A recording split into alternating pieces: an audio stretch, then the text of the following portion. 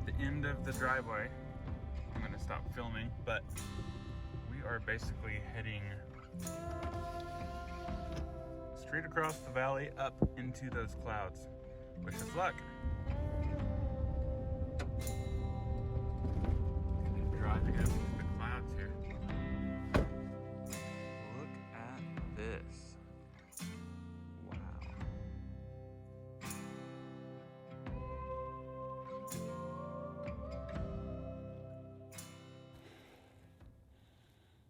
All right, welcome back. It is super steep out here. This week is coffee and questions.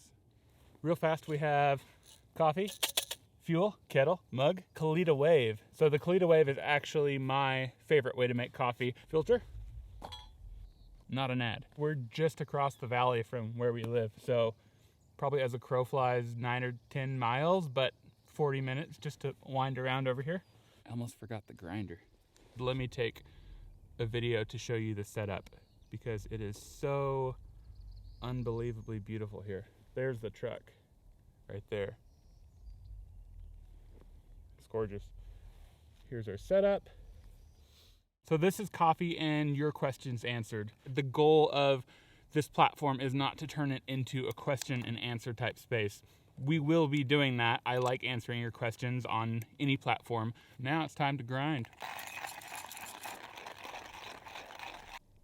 Looks okay. But I do have more ideas that are creative and fun and things that I'm looking forward just to bring into the world to exist and to share with you. And that being said, in my normal life, I am in the commercial photo video world. And thankfully, even with everything going on, I've been super busy. And obviously when I'm super busy, I just don't have as much time to do this. So those ideas are coming, but I figured instead of not uploading, not doing anything this week, that I could take an hour and a half or 2 hours, just come out here, film something, and answer some of your questions. A dad tip for you.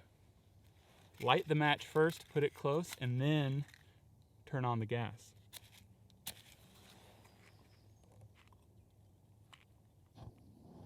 There she goes. So to me, the coffee and series is just an excuse to get outside or go somewhere cool, make some coffee, and then I can provide some value for you. So the last one was coffee and film, and this one was coffee and any question you wanted to ask. And once again, I asked on Instagram and Twitter, and I have screenshots of all of your questions. So that's probably really loud, isn't it? This isn't pretty. Got our proper mug. While we wait, let's answer some of your questions. Rachel M. Heedley says, what percentage of your shots are planned versus intuitive and in the moment?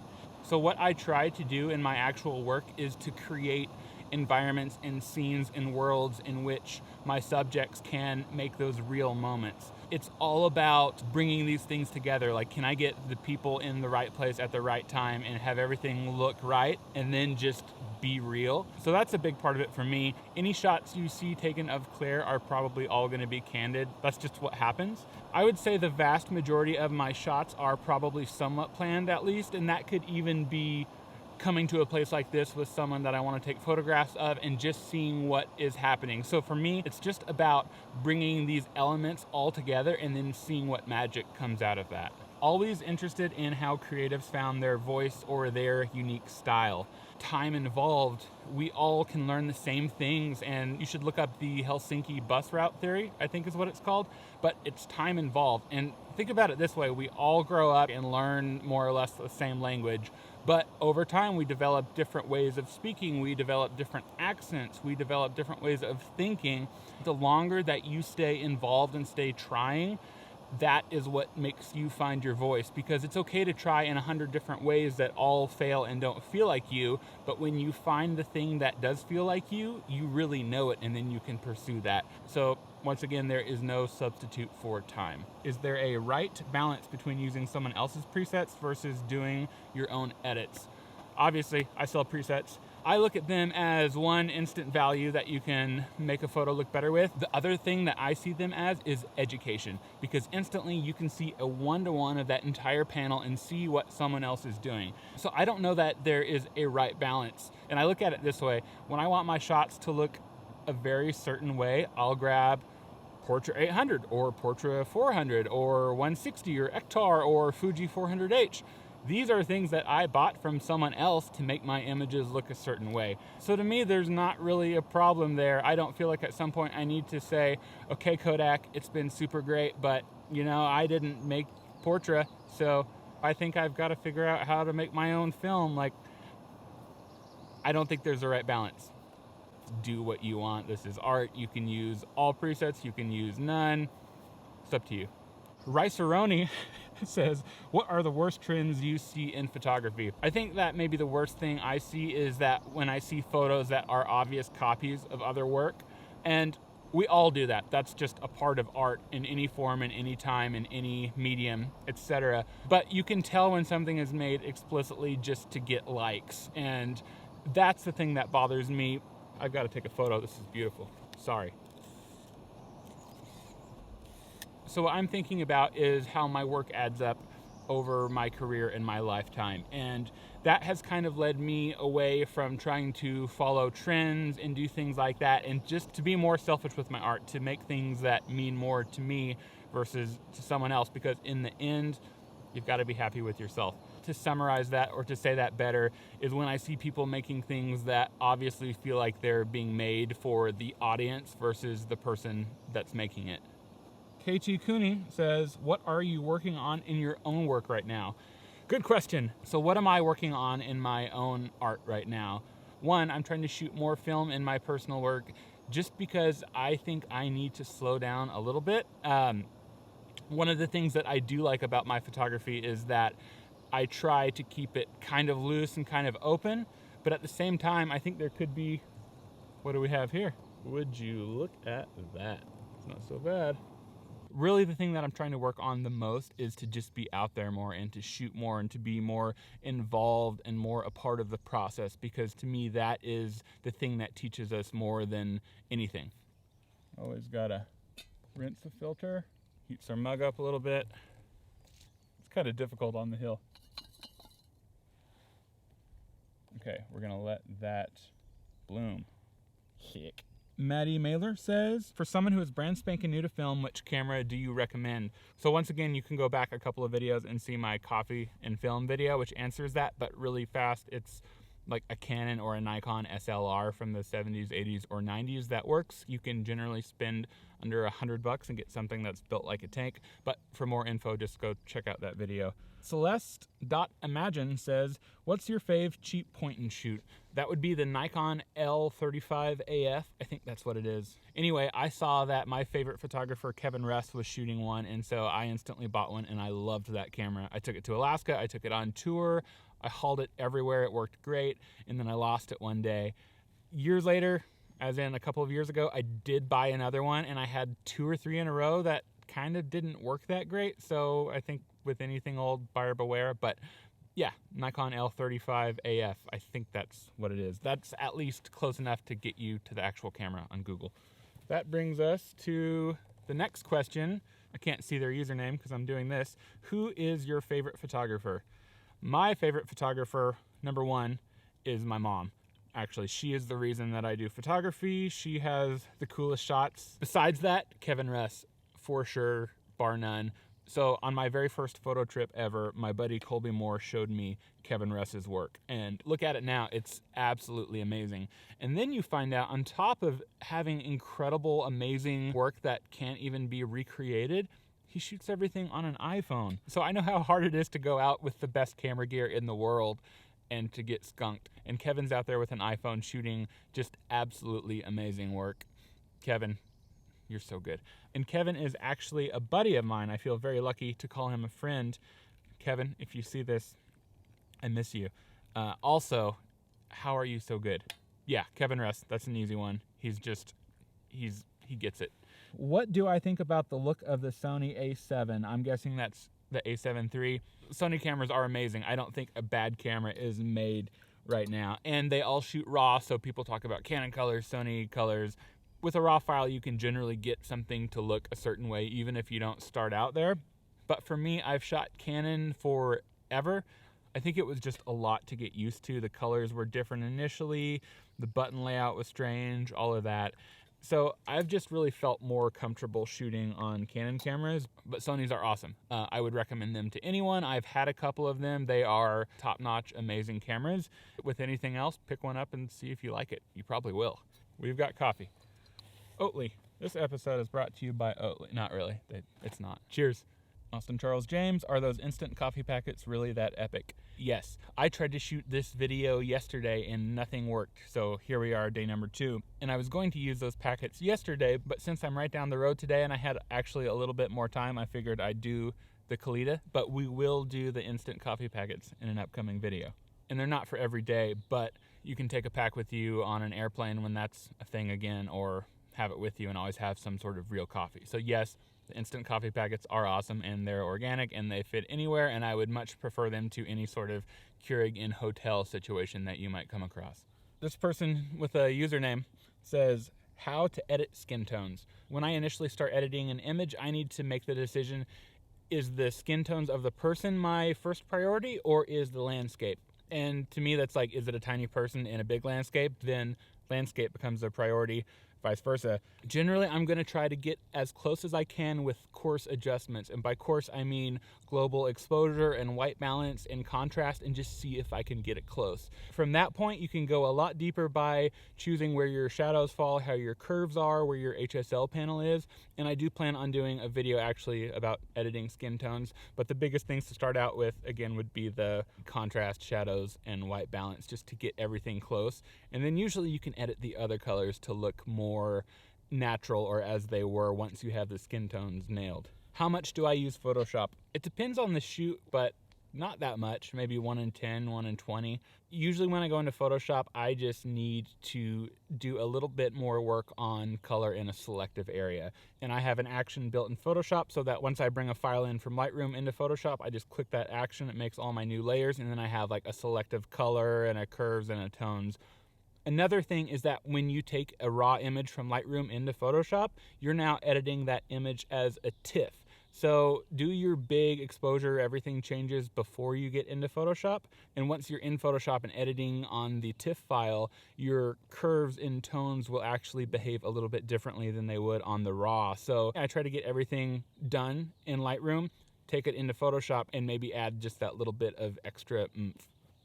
That Elmer guy, do you stick to any guides in your mind when framing up scenes on the 35mm lens? No. That's another part of just having one focal length, whatever it is.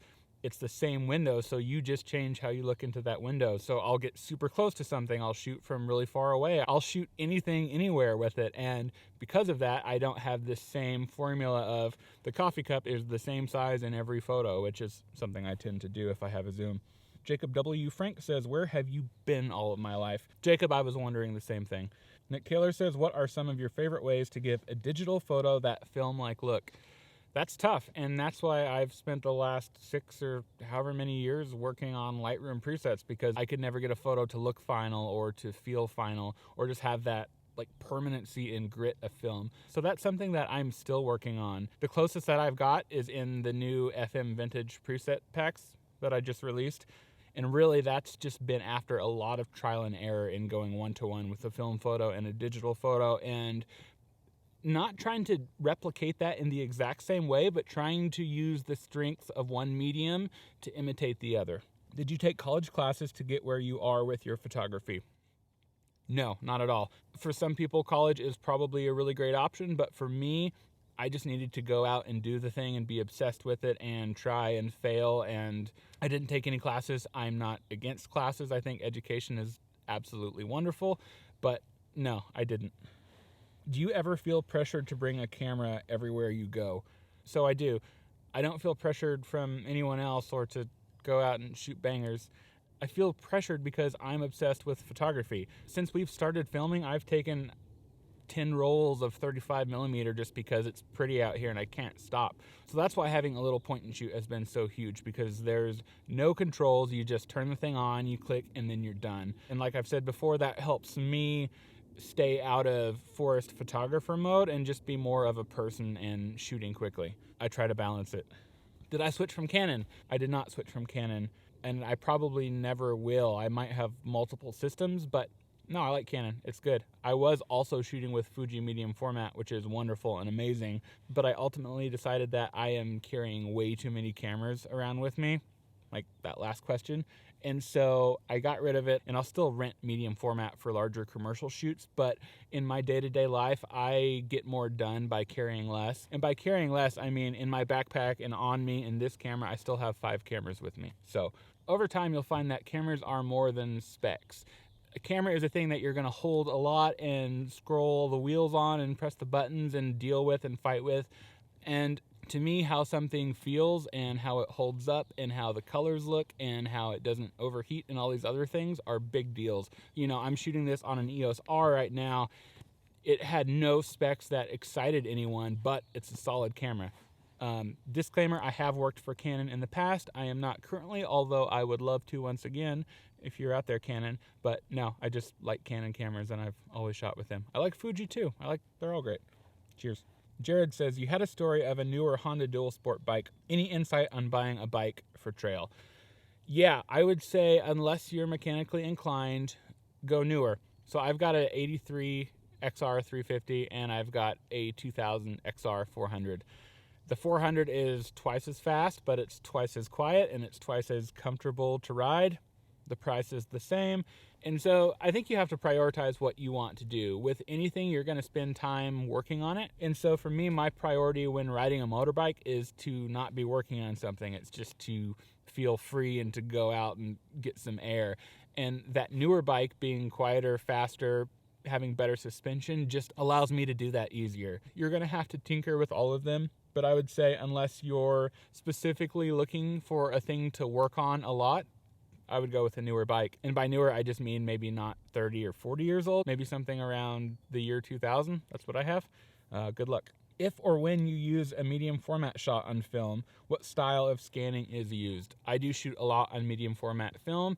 I don't scan my film, I send it to State Film, but they use a Noritsu on it and it looks great, no complaints. Adam says, how to make it into a career, break into the field. How do you make this into a career? How do you make anything into a career? For me, that has always kind of looked like showing up and not leaving. And so sometimes showing up has been living in a car so I could do the thing that I wanted to do to prove that I could make images of a certain level so that eventually I could get hired. And a lot of it is just being willing to sacrifice, not just in time, but in comfort and stability. And even when you've done that, there are no guarantees that you're going to make it. But at the same time, you could also go the safe route and get fired from that job too. The biggest thing to me is to show up, to stay there, and to realize that no one needs to tell you if you can or can't. If you can do it, just do it, and people are going to take notice. It's getting cold. Are most of the photos on my page shot on film or digital? There's probably about 50-50 film to digital. When I scroll back over the page, I don't really think, was that a film photo or was that a digital photo? It's just, was that one I liked or was it not? But yeah, probably 50-50. Namcaps says, what's the best way to consciously work on improving composition? The iPhone.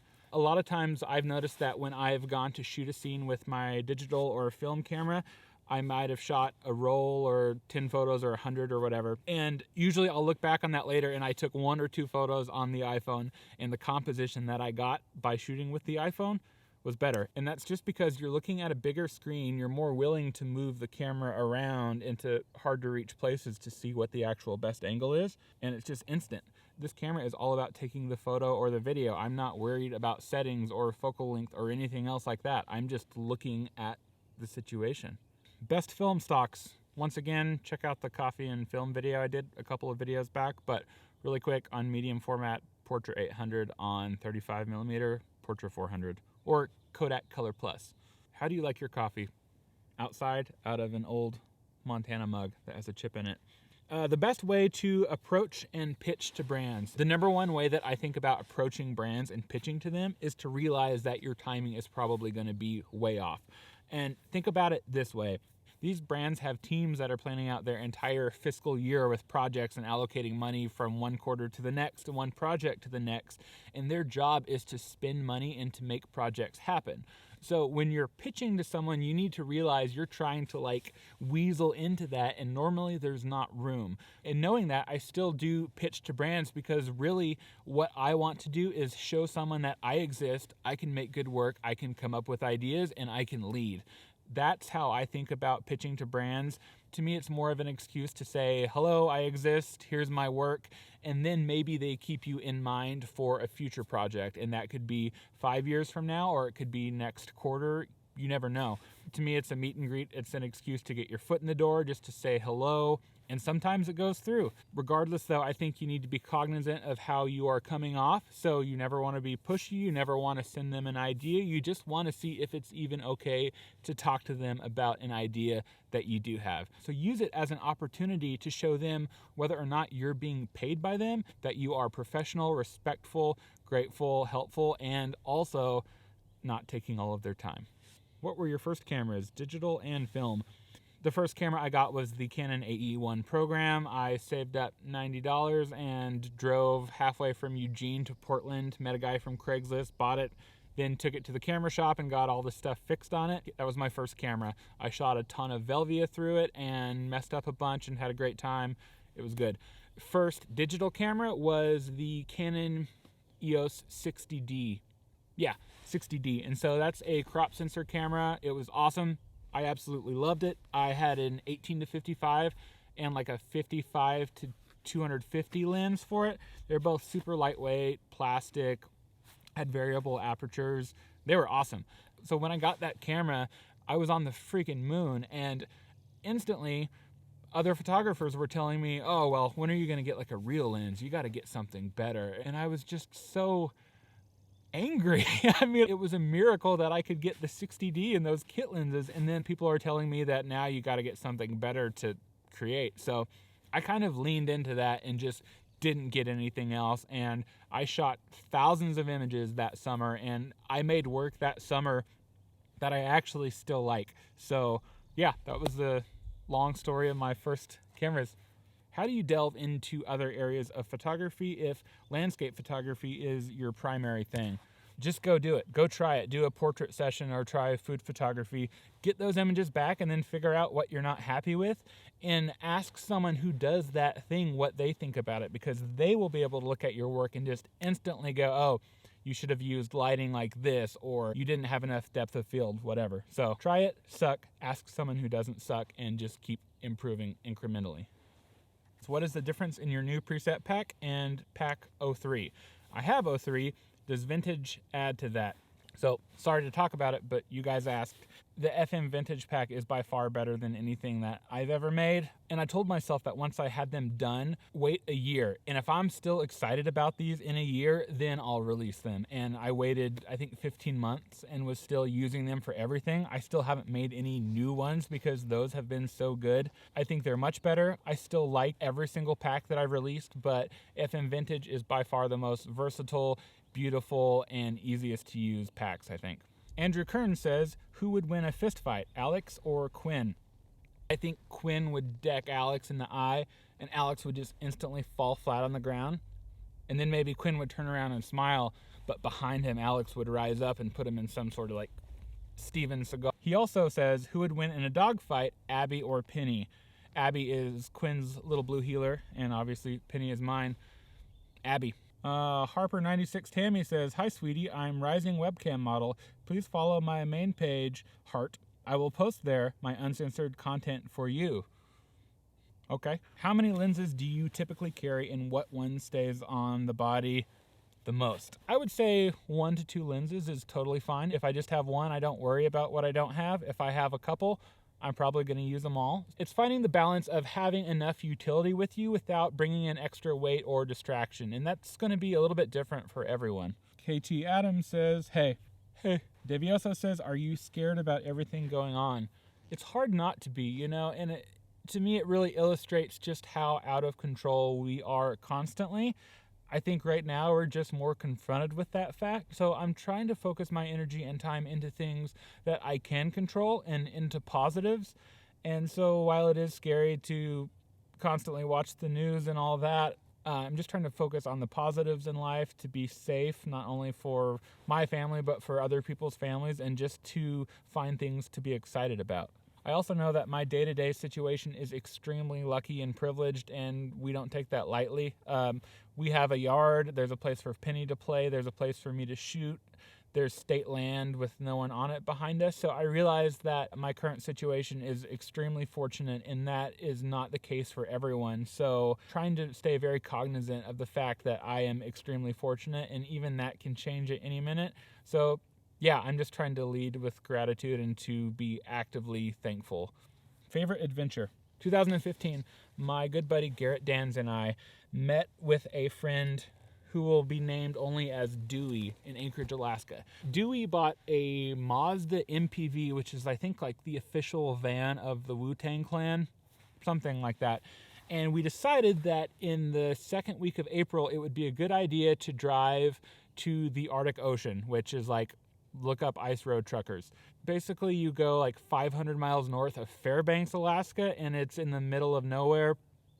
Anyway, that was super dumb, and we were caught in a phase 3 whiteout blizzard about 20 miles south of the Arctic Ocean, south of Dead Horse. Also, when you leave Fairbanks, you have about 250 miles to Coldfoot, which is the first gas stop. And then after you leave Coldfoot, it's 250-ish more miles to get to the Arctic Ocean, and that's where the only other gas is. So you've got to get all the way up to the Arctic Ocean just even to get gas. So we got caught up in the blizzard, pulled over to the side of the road. It was so cold that with the heater on full blast, we were still all wearing all of our jackets.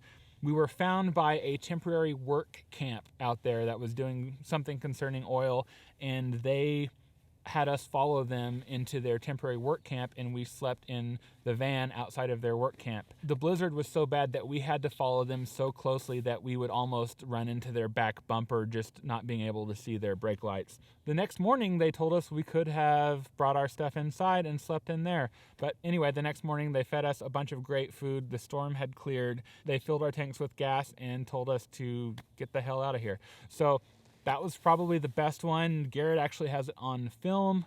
We'll have to release that maybe at some point. But yeah, that was really fun and really stupid. I think I learned a lot on that one. Like, you can die, you know? So that was a good one. I'm glad it happened, but I'm glad it is over.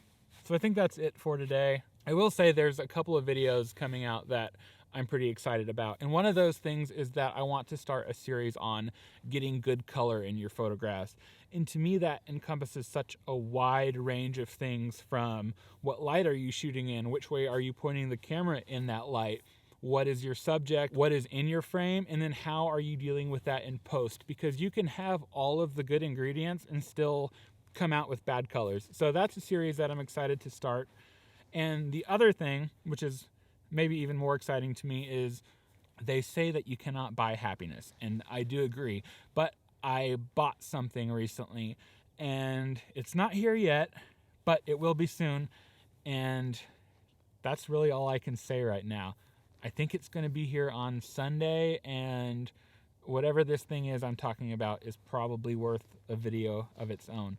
Once again, thank you for spending any amount of time with me. I really appreciate it. I hope I can bring you value. If I missed something, if you want to go more into depth on a topic, send me an email, ask me. I'm always more than happy to help if I can see your message. So thank you so much for watching.